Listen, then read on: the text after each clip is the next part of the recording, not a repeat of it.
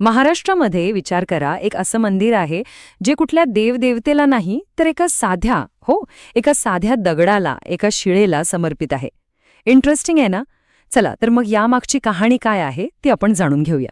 पण पहिला प्रश्न जो डोक्यात येतो तो हाच की एका सामान्य दगडासाठी कोणी मंदिर का बांधेल?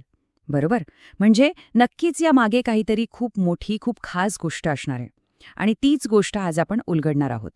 चला तर मग या गोष्टीत जरा खोलवर जाऊया. आपली ही कहाणी सुरू होते इंद्रायणी नदीच्या काठावर असलेल्या एका मंदिरापासून, शिळा मंदिरापासून. हेच ते मंदिर, महाराष्ट्रातील देहू गावात वसलेलं शिळा मंदिर.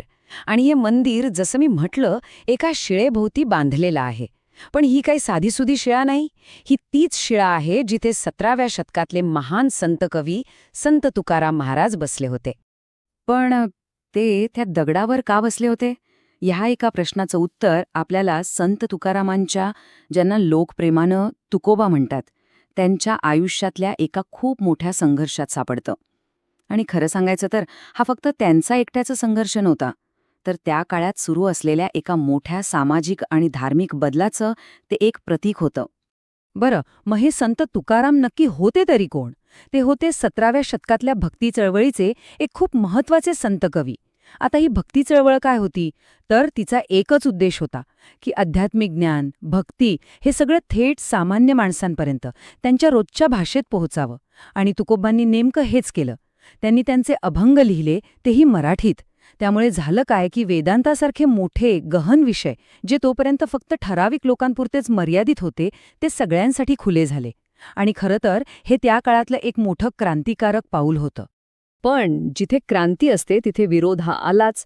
त्यांच्या या कामाला त्यावेळच्या प्रस्थापित व्यवस्थेकडून प्रचंड विरोध झाला. वादाचा खरा मुद्दाच हाच होता. तत्कालीन धर्मपंडितांचा आक्षेप असा होता की वेदांत मराठीतून सांगू नये, आणि तो ब्राह्मणेतरांनी तर अजिबात सांगू नये. आणि तुकोबांनी तर नेमक्या याच दोन्ही गोष्टी केल्या होत्या. आणि मग इथूनच एका मोठ्या संघर्षाला तोंड फुटलं. बघा, झालं काय? एक, तुकारामांनी आपल्या मराठी अभंगांमधून लोकांना ज्ञान द्यायला सुरुवात केली. 2, जे प्रस्थापित धर्ममार्तंड होते त्यांनी यावर तीव्र आक्षेप घेतला. आणि मग तिसरं आणि सर्वात धक्कादायक म्हणजे त्यांना त्यांच्या आयुष्याचं संपूर्ण कार्य, त्यांचे सगळे अभंग नष्ट करायची आज्ञा दिली गेली. हीच होती शिक्षा. तुकोबांना स्वतःच्या हातांनी त्यांचे हस्तलिखित, त्यांचे सगळे अभंग इंद्रायणी नदीच्या पाण्यात बुडवायला भाग पाडण्यात आलं. जरा विचार करा, एका कलाकारासाठी, एका कवीसाठी त्याच्या आयुष्यभराची कमाई, त्याचं सगळं काम असं डोळ्यांदेखत पाण्यात सोडणं किती किती वेदनादायी असेल. पण ही गोष्ट इथेच संपत नाही. खरं तर इथून ती खऱ्या अर्थानं सुरू होते. इथून सुरू होतो तुकोबांच्या अढळ श्रद्धेचा आणि निष्ठेचा 1-2 नाही तर तब्बल 13 दिवसांचा खडतर प्रवास. 13 दिवस, अन्न नाही, पाणी नाही, काहीही नाही. हा आकडा पुढे जाऊन त्यांच्या त्या अढळ विश्वासाचं प्रतीक बनला. तर हे 13 दिवस कसे होते बघा. पहिल्या दिवशी त्यांच्या अभंगांच्या वह्या इंद्रायणी नदीत बुडवल्या गेल्या. त्यानंतर दिवस पहिला ते दिवस 13वा तुकोबांनी अन्नपाणी सगळं सोडून दिलं आणि नदीकाठच्या त्याच एका शिळेवर ते बसून राहिले. आणि मग 13व्या दिवशी तो चमत्कार घडला. आणि हा चमत्कार म्हणजे काय? तर इंद्रायणीच्या पाण्यात घडलेली एक अशी अद्भुत घटना की ज्याने सगळं चित्रच पालटून टाकलं.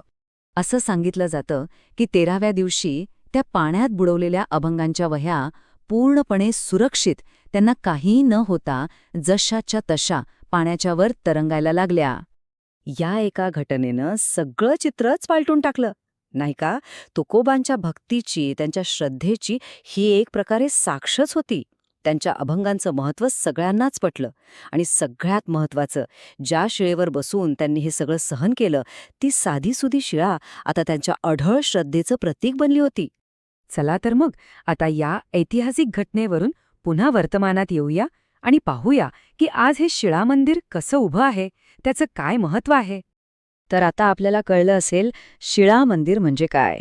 शिळेचं मंदिर हे तेच पवित्र ठिकाण आहे जे त्या मूळ शिळेभोवती बांधण्यात आलं, जिथे संत तुकाराम त्यांच्या त्या परीक्षेच्या काळात ते 13 दिवस बसले होते. आता इथे एक इंटरेस्टिंग गोष्ट आहे. देहूमध्ये शिळा मंदिर एक नाही तर 2 ठिकाणी आहे. कसं? तर बघा, जे पहिलं आणि मूळ मंदिर आहे ते गावापासून जरा दूर, साधारण 3 किलोमीटर अंतरावर इंद्रायणी नदीच्या डोहाजवळ आहे. तिथे ती संपूर्ण मूळ शिळा आहे. पण ते ठिकाण जरा दूर आणि निर्जन असल्यामुळे सगळ्या भक्तांना तिथे जाणं सोपं नव्हतं. म्हणून मग भक्तांच्या सोयीसाठी त्या मूळ शिळेचाच एक तुकडा देहूच्या मुख्य विठ्ठल रुक्माई मंदिरात आणला गेला आणि तिथे त्याची स्थापना केली गेली. जे मूळ शिळा मंदिर आहे ते एक अगदी लहानसं सुंदर देऊळ आहे. एक गाभारा आणि त्यावर कळस.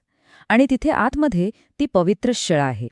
तिची इतक्या वर्षांनंतर झीज होऊ नये म्हणून तिच्या संरक्षणासाठी तिच्याभोवती आता एक स्टीलची जाळी बसवलेली आहे. आणि हे सगळं आपल्याला एका खूप मूलभूत प्रश्नाकडे घेऊन येतं. एखादं स्थान पवित्र कशामुळे होतं? केवळ दगडविटांनी बनलेल्या वास्तूमुळे? की त्या जागेला पवित्र बनवते त्यामागे असलेली श्रद्धा, त्याग आणि ही अजरामर कहाणी? विचार करण्यासारखा प्रश्न आहे, नाही का?